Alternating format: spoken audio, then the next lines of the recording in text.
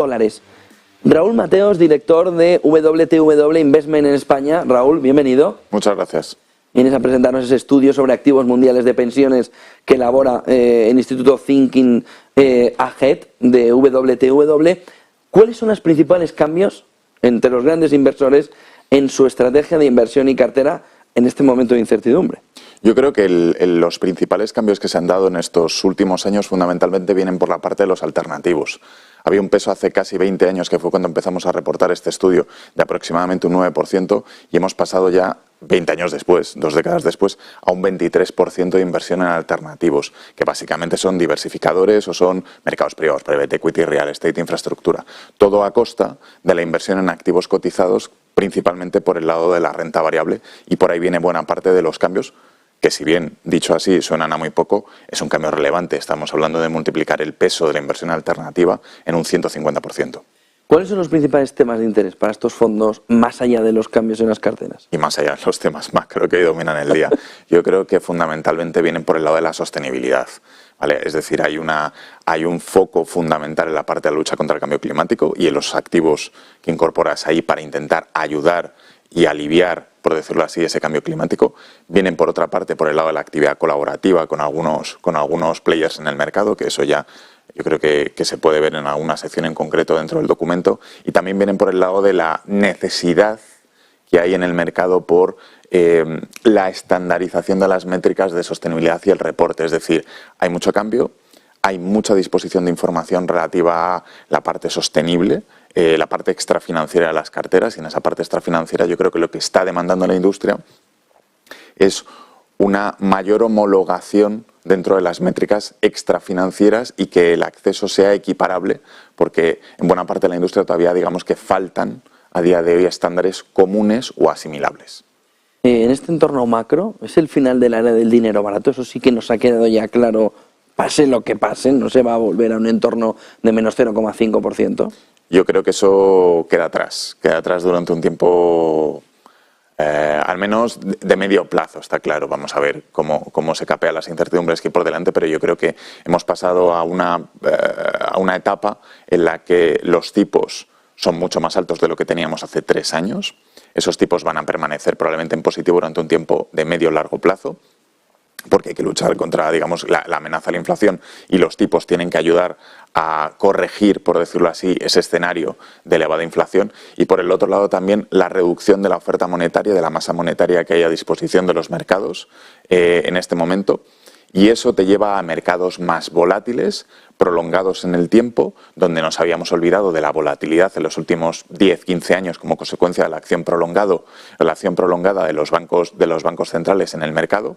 Y eso a lo que te lleva, fundamentalmente trasladado a la cartera, es donde veníamos de un incremento sustancial continuado de la inversión en private equity, real estate, infraestructuras. Probablemente veamos de nuevo resurgir los instrumentos, bueno, los diversificadores o lo que podemos llamar hedge fund, estrategias de smart beta, que teníamos abandonadas, entre otras cosas porque no le veíamos rédito ante una acción continuada de los bancos centrales. No había volatilidad en el mercado, eran pendientes continuadas hacia arriba, sacar provecho a esa volatilidad no era posible. Ahora la volatilidad ha vuelto, por lo cual esos instrumentos que teníamos demonizados, hastiados, no veíamos valor, aparecen de nuevo por diferentes escenarios macro, diferentes escenarios de tipo, diferentes escenarios de economía, que todo se traduce en más volatilidad y más campo abierto para poder operar con esos instrumentos en el mercado.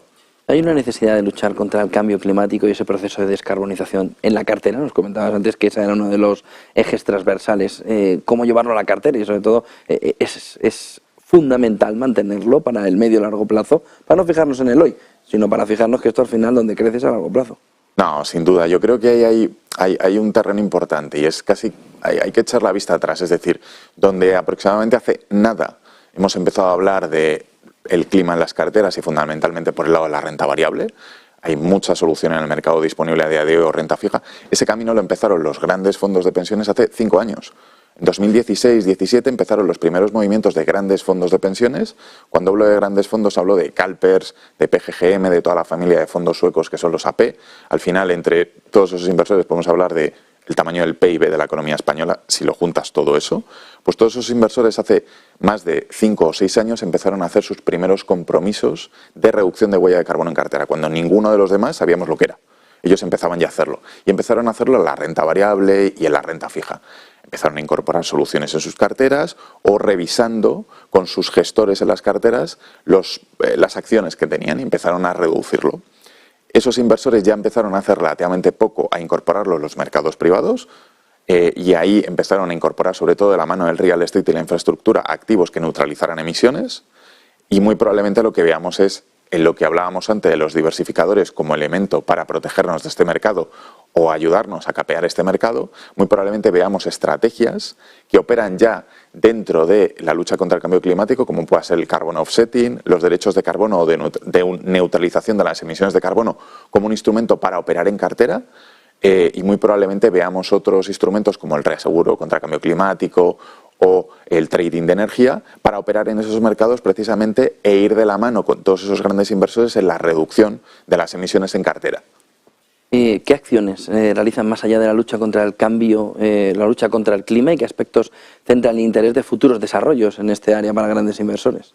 Yo creo que ahí hay un campo claro que es, han iniciado un movimiento los propios tenedores, los propios asset owners, los propios fondos de pensiones con sus gestores en cartera para intentar alinear sus objetivos persiguiendo fundamentalmente ese fin último de la sostenibilidad y mejorar el sistema, pero también hay un movimiento en el que todos esos inversores entre ellos han empezado a operar en líneas de negocio comunes.